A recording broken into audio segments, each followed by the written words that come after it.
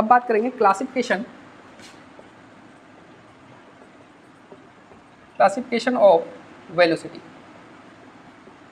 जिस तरीके से हमने स्पीड का क्लासिफिकेशन किया था इसी तरीके से यहाँ भी करेंगे। पहला यूनिफॉर्म वेलोसिटी, सेकंड है आपका non uniform velocity, third is the average velocity, fourth is the instantaneous velocity. ठीक है, ये 4 टाइप की हम लोग वेलोसिटी पढ़ेंगे सीक्वेंस में एक एक करके। ठीक है, लेकिन उससे पहले यहाँ देखो, उससे पहले कोई भी वेक्टर क्वांटिटी है, vector quantity which has magnitude as well as the direction. कोई भी ऐसी क्वांटिटी जिसमें डायरेक्शन भी है और मैग्नीट्यूड है, वो कैसी है? वेक्टर क्वांटिटी है ना, वेक्टर क्वांटिटी है। तो उस क्वांटिटी, जिस क्वांटिटी में मैग्नीट्यूड है और डायरेक्शन है, उसमें चेंज किस तरीके से हो सकता है, कितने तरीके से हो सकता है? पहला, उसकी डायरेक्शन चेंज कर दो तब भी चेंज हो जाएगा। मैग्नीट्यूड सेम रखो और डायरेक्शन ओनली चेंज कर दो, क्वांटिटी चेंज हो गई। ठीक है, डायरेक्शन सेम रखो और मैग्नीट्यूड को ही चेंज कर दो, ओनली मैग्नीट्यूड चेंज कर दो तब भी चेंज हो गई। थर्ड, मैग्नीट्यूड और डायरेक्शन दोनों को ही चेंज कर दो तब भी क्वांटिटी चेंज हो जाएगी। तो जो वेलोसिटी है, वेलोसिटी भी क्या है? एक वेक्टर क्वांटिटी है जिसमें मैग्नीट्यूड भी है, डायरेक्शन है। इसका मतलब रीजन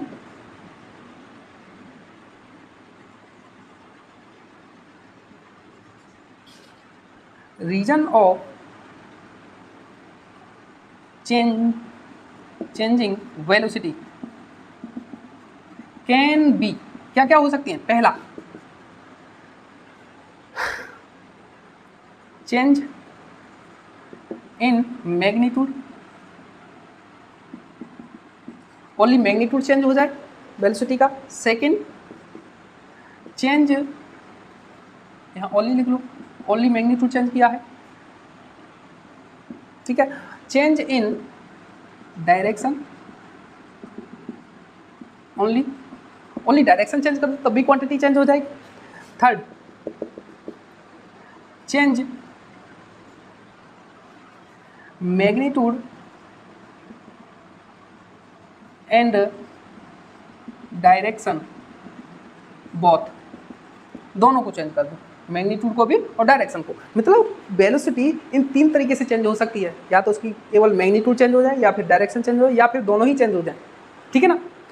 अब बात करते हैं हम लोग इन जो टाइप्स ऑफ वेलोसिटी की। ठीक है ना, एक एक करके मैं डिस्कस करता हूँ, ज़्यादा टाइम नहीं देंगे क्योंकि ये सारी चीज़ें हम लोग स्पीड में समझ चुके हैं। ठीक है, बहुत अच्छे से। ठीक है,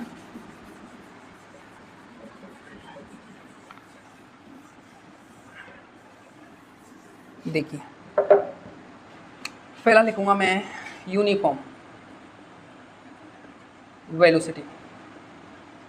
अच्छा, यूनिफॉर्म वेलोसिटी वही जो पिछली जो स्पीड के बारे में बात की थी, जो टाइम के साथ चेंज ही ना हो, है ना, टाइम के साथ चेंज ना हो। Velocity which does not change with time,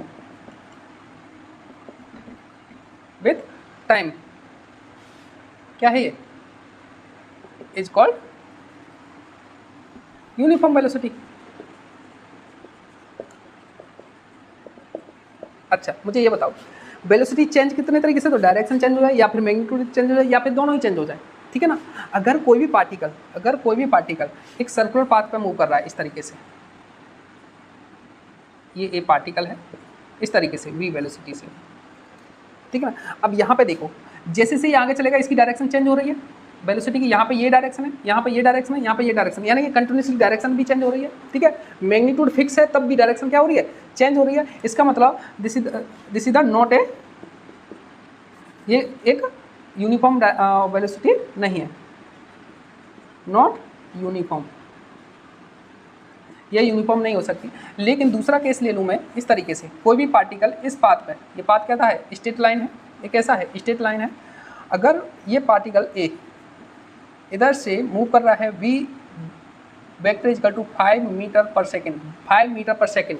magnitude कितना है, 5 मीटर पर सेकेंड कांस्टेंट है, और डायरेक्शन किधर हो गई, आई कैप, डायरेक्शन किधर हो गई, आई कैप, यानी कि डायरेक्शन भी फिक्स हो गई, यानी कि ना तो मैग्नीट्यूड चेंज हो रहा है ना ही डायरेक्शन चेंज हो रही है, ठीक है ना, ना ही तो मैग्नीट्यूड चेंज हो रहा है ना ही डायरेक्शन चेंज हो रही है। इसका मतलब ये कैसी हो गई, यूनिफॉर्म है। लेकिन याद रखें, अगर ये पार्टिकल यहाँ पे पहुँच गई, सपोज करके यहाँ क्या हो जाएगी, यूनिफॉर्म वेलोसिटी। लेकिन इस तरीके से ये पार्टिकल है, यहाँ से ये पार्टिकल है, ये गया v vector is equal to 5 metre per second, A से यहाँ b तक पहुँचा, ठीक है। लेकिन b पे जैसे ही पहुँचा, पहुँचने के बाद इधर गया, पहुँचने के बाद इसने क्या किया, ये रिवर्स कर दिया, डायरेक्शन चेंज कर दिया, रिवर्स कर दिया, फिर से उसी पाथ पे आ गया। पाथ तो अभी भी स्ट्रेट लाइन है, ये भी स्ट्रेट लाइन है, ये भी स्ट्रेट लाइन है, लेकिन यहाँ पर रिवर्सिंग नहीं हुआ, यहाँ पर रिवर्स हो गया, यहाँ पे रिवर्सिंग हो गया, ठीक है ना। तो यहाँ पे तो डायरेक्शन चेंज हो गई, मैग्नीट्यूड तो चेंज नहीं हुआ, लेकिन डायरेक्शन चेंज होगी। पहले तो आई कैप, लेकिन यहाँ इधर से जैसे ही आया वो कैसे होगी, माइनस आई कैप। मीन्स ये कैसी है, non uniform, means non uniform, ये यूनिफॉर्म नहीं है। जैसे ये भी, किसी को भी क्या कह सकते हैं, नॉन यूनिफॉर्म, ठीक है। तो यहाँ से ये बोल सकते हो कि यूनिफॉर्म वेलोसिटी कब पॉसिबल है, जब कोई भी पार्टिकल मूव कर रहा हो only a straight line path without reversing of direction. अगर रिवर्सिंग कर देगा तो भी नॉन यूनिफॉर्म हो जाएगी, क्योंकि डायरेक्शन चेंज हो जाएगी, ठीक है ना। मैग्नीट्यूड तो सेम रहा, लेकिन डायरेक्शन तो चेंज हो गई, तो वेलोसिटी भी क्या हो गई, चेंज हो गई, यानी कि नॉन यूनिफॉर्म हो गई। तो यहाँ से लिख सकते हो, hence this is possible when particle move on a straight line path without reversing of direction, without direction. ये क्या है, स्ट्रेट लाइन पाथ, ठीक है ना, विदाउट रिवर्सिंग ऑफ डायरेक्शन, यानी कि यहाँ पे पार्टिकल डायरेक्शन नहीं बदलेगा, सीधा ही जाएगा, लेकिन यहाँ पे चेंज हो गया। ये क्या है, straight line path with reversing of direction, यहाँ पे चेंज हो गया, तो ये नॉन यूनिफॉर्म हो गई। ये तभी पॉसिबल है जब पार्टिकल एक स्ट्रेट लाइन पर मूव कर रहा हो, ठीक है ना, और सेकेंड उसकी रिवर्सिंग ना हो, तभी पॉसिबल है, ठीक है ना। This is the uniform velocity. Okay, आगे देखते हैं नेक्स्ट टाइप का,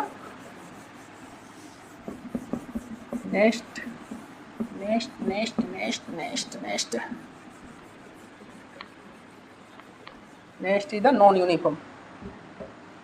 2 is the non-uniform velocity। पहले से आपको पता है क्या है ये,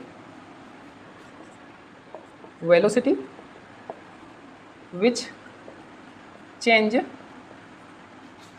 with time is called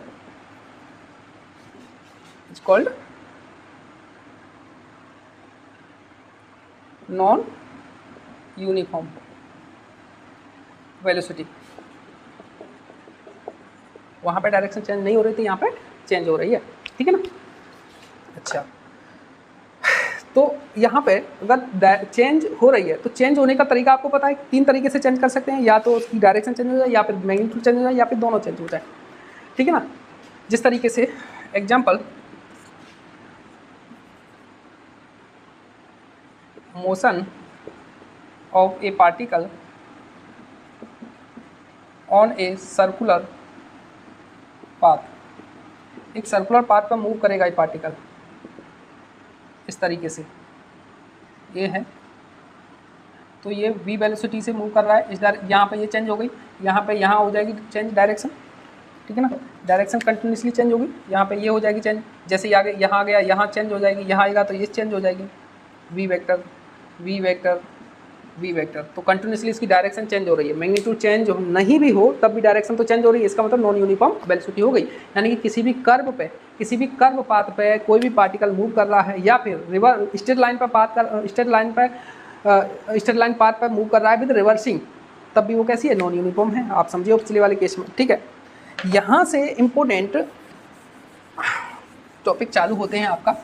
next है थर्ड इज द एवरेज। यहाँ से समझने की कोशिश, यहाँ से अपने माइंड के सारे दरवाजे खोल के रखिएगा, ठीक है ना। यहाँ पर समझने वाली चीज़ें, third is the average velocity.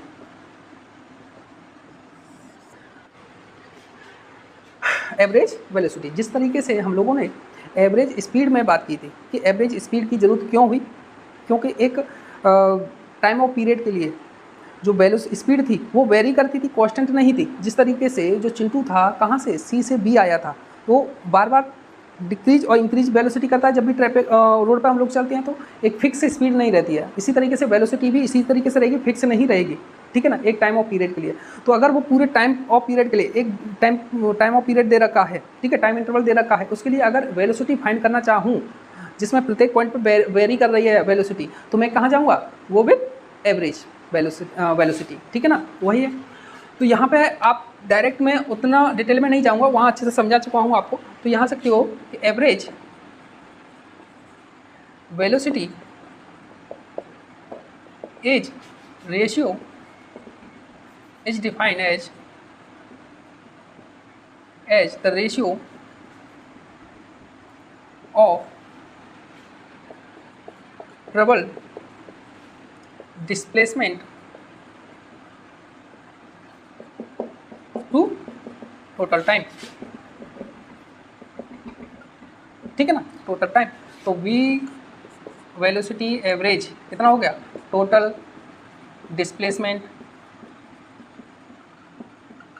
Divide by total time, है ना, this is the average velocity.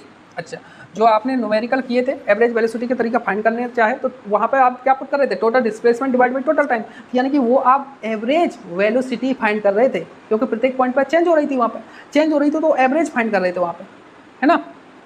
अच्छा, यहाँ से समझ में आया ये चीज़ बात है, ठीक है ना। यहाँ से मैं कुछ चीज़ें कराना चाह रहा हूँ कुछ एग्जाम्पल के जरिए, ठीक है। कॉन्सेप्ट अच्छे हैं, ध्यान देते रहना क्या मैं बोलना चाह रहा हूँ, ठीक है। मैं यहाँ पे एक केस ले लेता हूँ, case first. If A particle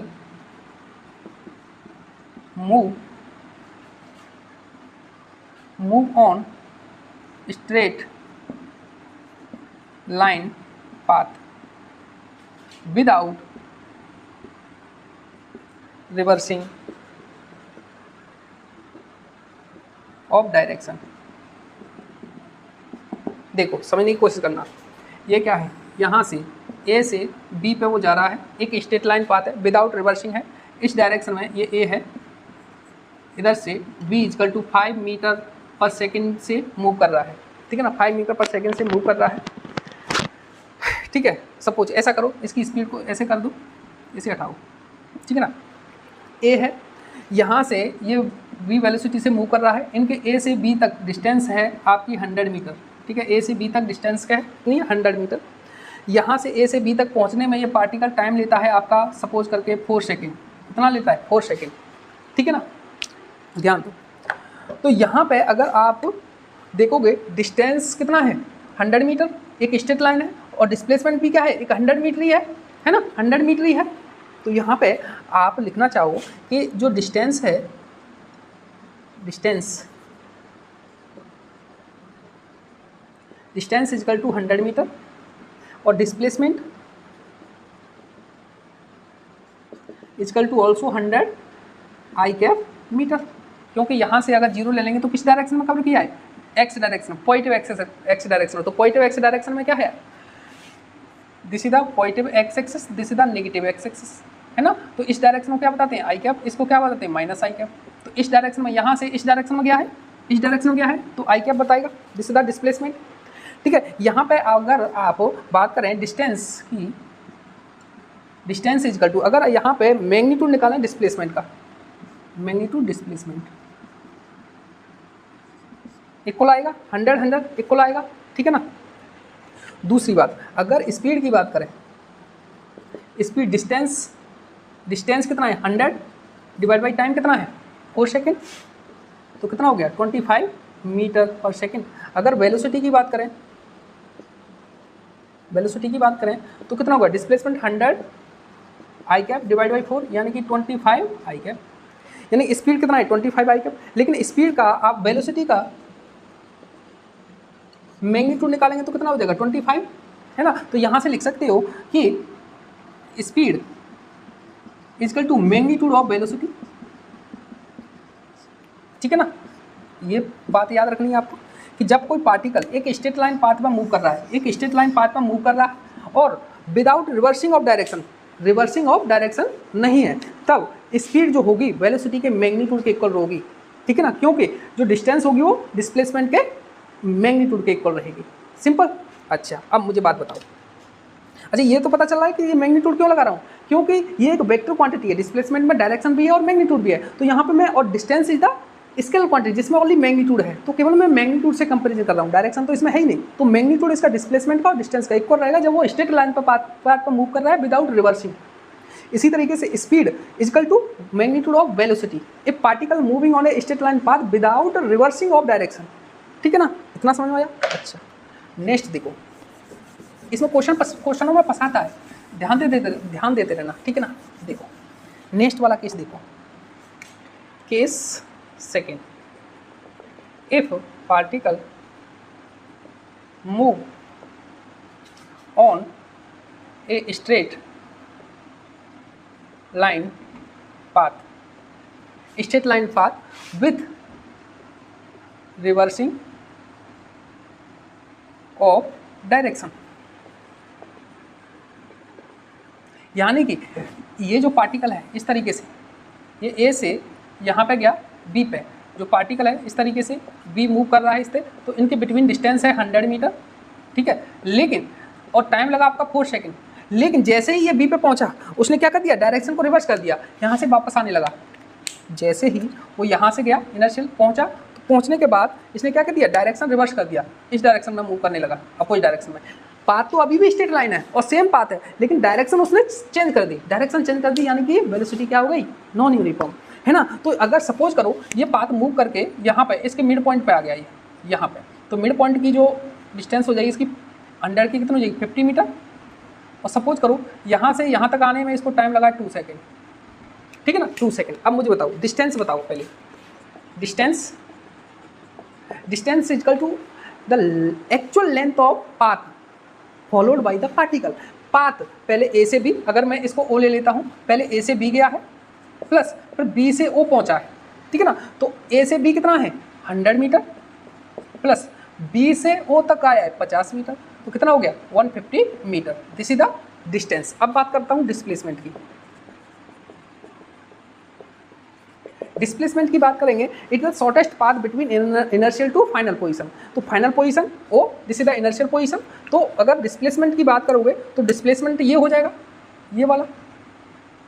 ये वाला है ना, और डिस्प्लेसमेंट 0 से x डायरेक्शन में गया है तो कितना हो जाएगा, ये 100 है, 100 में से 50 कवर किया तो ये कितना बचा 50, ये कितना बचा 50, तो डिस्प्लेसमेंट कितना हो जाएगा 50 यानी 50 मीटर, और किस डायरेक्शन में एक पॉइंट में x डायरेक्शन यानी कि आई कैप, यानी कि 50 i cap metre, this is the displacement, है ना। अच्छा अब मुझे बताओ, यहाँ से देख सकते हो आप कि जो अगर मैं इसका मैग्नीट्यूड निकालो, इसका मैग्नीट्यूड डिस्प्लेसमेंट का मैग्नीट्यूड निकालोगे तो क्या हो जाएगा, ये डायरेक्शन हट जाएगी, ओनली ये मैग्नीट्यूड बचेगा मीटर।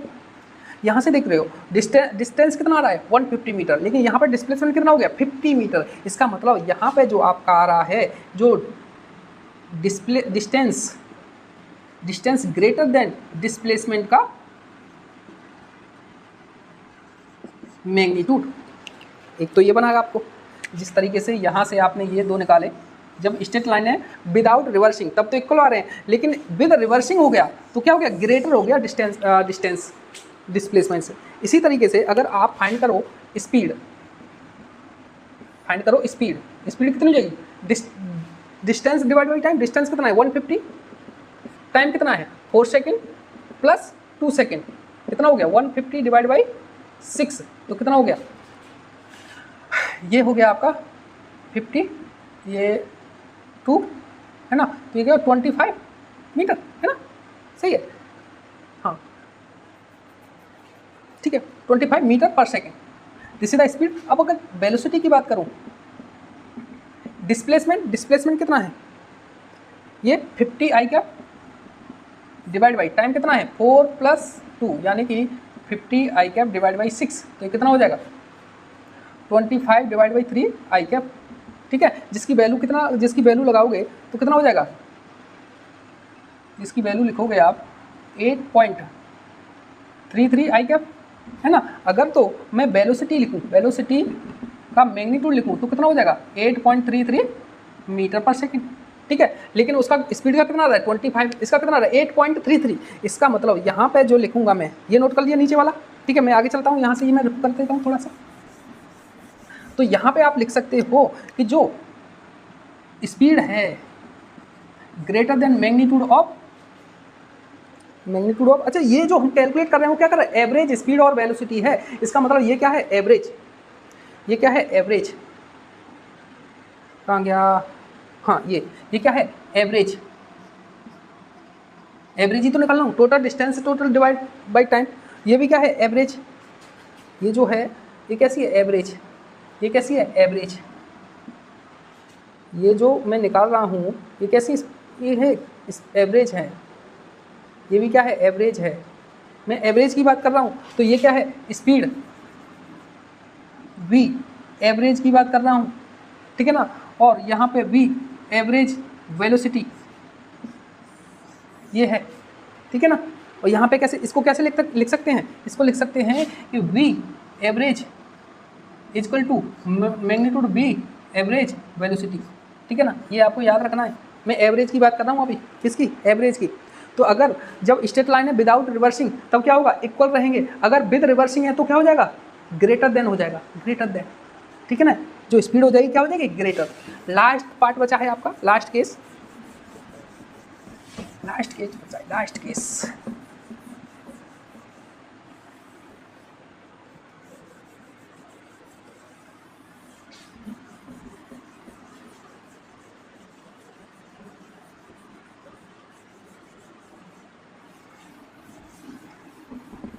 लास्ट है आपका case third, if particle move on a non straight line path, जो पाथ है वो स्ट्रेट लाइन नहीं है, जिस तरीके से आपने कैलकुलेट किया था इस तरीका, एक सेमी सर्कल पाथ है, सीधा ए इनर्शियल पॉइंट यहाँ से स्टार्ट किया है, ये यहाँ से आते हुए यहाँ तक आ गया है, ठीक है। बी पॉइंट पे टाइम लिया है 10 सेकेंड, जो पिछले क्वेश्चन में किया है। इसकी जो रेडियस है यहाँ से, इसकी जो रेडियस है ओ पे, तो वो कितनी r = 1 मीटर, ठीक है ना। तो यहाँ से आप लोग निकालोगे, क्या निकालोगे, पहली बात करते हैं डिस्टेंस की, distance = length of actual path, यहाँ से यहाँ तक पूरे सर्कल का कितना होगा 2πr, लेकिन आधे का कितना πr, तो पाई r की वैल्यू कितना है 1 मीटर, तो कितना हो जाएगा pi metre. Displacement is the shortest distance between inertial to final position, means shortest distance which is represented by straight line, यानी ए बी को स्ट्रेट लाइन से मिला लो, यानी कि ये क्या है इसकी डाया क्या हो जाएगी 2r मीन्स 2 × 1 कितना हो जाएगा 2 metre, this is the displacement, ठीक है। लेकिन यहाँ से किस डायरेक्शन में, माइनस एक्सेस डायरेक्शन में, तो ये क्या हो जाएगा माइनस आई कैप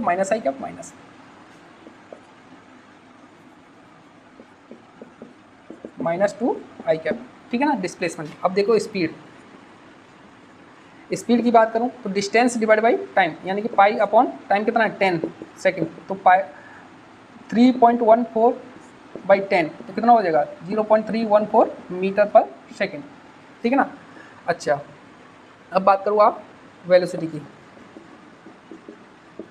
वेलोसिटी कितनी होती है, वेलोसिटी हो जाएगी डिस्प्लेसमेंट कितना होता है -2 आई कैप डिवाइड बाई टाइम कितना है 10, तो कितना हो जाएगा -0.2 आई कैप -0.2 आई कैप मीटर पर सेकेंड, ठीक है ना।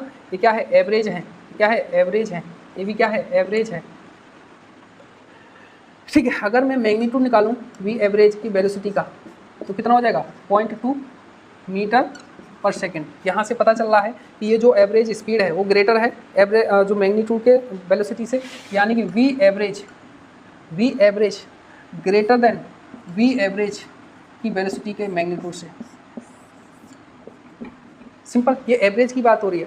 यहाँ से आप लोगों ने इन तीनों केसों से ये क्लियर किया आपका कि अगर एवरेज वेलोसिटी है तो अगर कोई पार्टिकल स्ट्रेट लाइन पर मूव कर रहा है without reversing of direction, then जो speed is equal to magnitude of average velocity. ठीक है, average speed is equal to magnitude of average velocity. Simple, अगर स्ट्रेट लाइन पर मूव कर रहा है और विद रिवर्सिंग डायरेक्शन में है तो average speed greater than average velocity के मैग्नीट्यूड। ठीक है ना।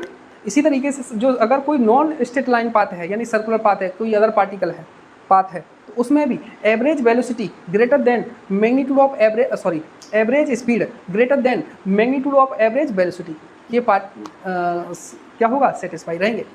जनरल फॉर्मूले में बोल सकते हो कि जो एवरेज स्पीड है वो greater than equal to magnitude of average velocity. ठीक है ना। यहाँ से और जनरल केस की बोल सकते हो वी एवरेज यानी कि स्पीड ग्रेटर देन इक्वल, क्योंकि पिछले केस में इक्वल भी आ रहा था, इसमें ग्रेटर आ रहा है दोनों में, तो equal magnitude of V average velocity, ये सेटिस्फाई रहता है। कभी भी वी एवरेज वेलोसिटी का मैग्नीट्यूड एवरेज स्पीड से कभी भी बड़ा नहीं हो सकता, छोटा ही रहेगा या इक्वल रहेगा। Simple, okay. और इक्वल तब रहेगा जब वो स्ट्रेट लाइन पर पाथ करे विदाउट रिवर्सिंग ऑफ डायरेक्शन। ठीक है ना। तो यहाँ तक आपके जो भी कॉन्सेप्ट हैं, छोटे छोटे कॉन्सेप्ट हैं जो बस समझ आपको याद दिलाने की मैंने कोशिश की है। ठीक है ना। बहुत आसानी से छोटे छोटे कॉन्सेप्ट हैं, अच्छे से समझा होगा आप लोगों ने, और मुझे उम्मीद है अच्छे से नोट भी कर लिया होंगे ये सब चीज़ें। ये क्वेश्चन में फंसाता है। अभी इन इंस्टेंटेनियस स्पीड है वेलोसिटी है, उसमें और भी इसी टाइप के कॉन्सेप्ट हैं, तो इन दोनों को कंबाइन करके वो क्वेश्चन पूछता है। क्या करता है, कंबाइन करके। मैं क्वेश्चन भी कराऊंगा बाद में। ठीक है, तो इसे नेक्स्ट वीडियो हम लोग डिस्कस करेंगे इन इंस्टेंटेनियस वेलोसिटी के बारे में। ठीक है ना। आज का वीडियो यहीं तक स्टॉप रखते हैं। ठीक है, मिलते हैं नेक्स्ट वीडियो।